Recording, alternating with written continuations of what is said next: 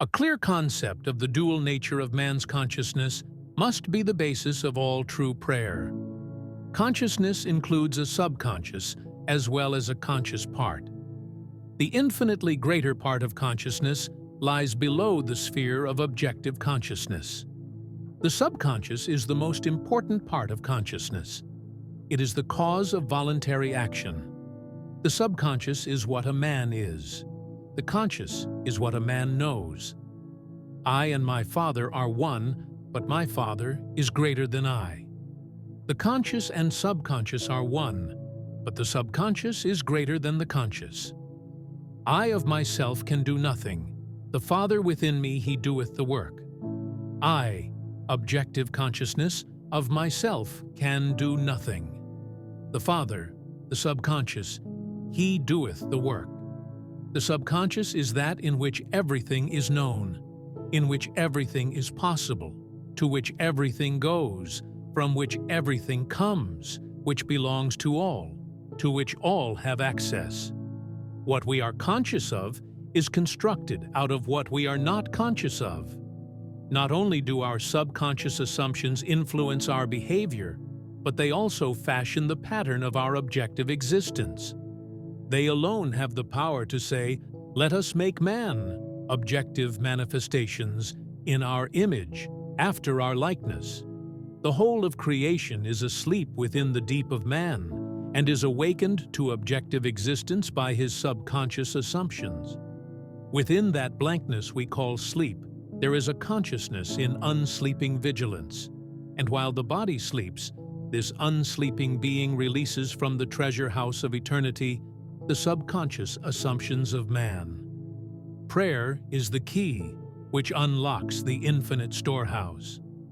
Prove me now herewith, saith the Lord of hosts, if I will not open you the windows of heaven and pour you out a blessing, that there shall not be room enough to receive it.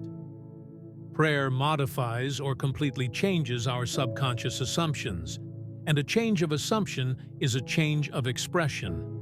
The conscious mind reasons inductively from observation, experience, and education. It therefore finds it difficult to believe what the five senses and inductive reason deny.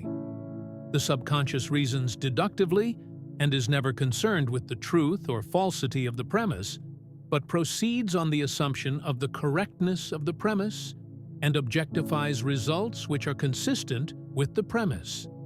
This distinction must be clearly seen by all who would master the art of praying.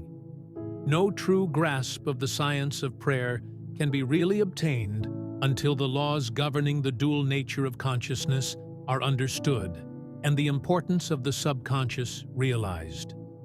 Prayer, the art of believing what is denied by the senses, deals almost entirely with the subconscious. Through prayer, the subconscious is suggested into acceptance of the wish fulfilled and, reasoning deductively, logically unfolds it to its legitimate end. Far greater is he that is in you than he that is in the world. The subjective mind is the diffused consciousness that animates the world. It is the spirit that giveth life. In all substance is a single soul, subjective mind. Through all creation runs this one unbroken subjective mind.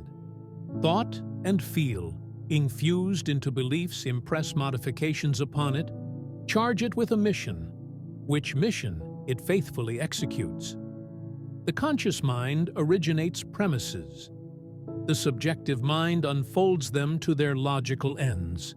Were the subjective mind not so limited in its initiative power of reasoning, objective man could not be held responsible for his actions in the world. Man transmits ideas to the subconscious through his feelings. The subconscious transmits ideas from mind to mind through telepathy. Your unexpressed convictions of others are transmitted to them without their conscious knowledge or consent, and if subconsciously accepted by them, will influence their behavior. The only ideas they subconsciously reject are your ideas of them which they could not wish to be true of anyone. Whatever they could wish for others can be believed of them.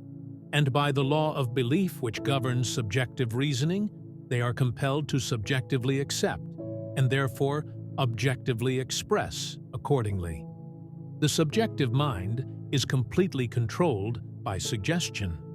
Ideas are best suggested when the objective mind is partly subjective, that is, when the objective senses are diminished or held in abeyance. This partly subjective state can best be described as controlled reverie, wherein the mind is passive but capable of functioning with absorption. It is a concentration of attention. There must be no conflict in your mind when you are praying. Turn from what is to what ought to be. Assume the mood of fulfilled desire, and by the universal law of reversibility, you will realize your desire.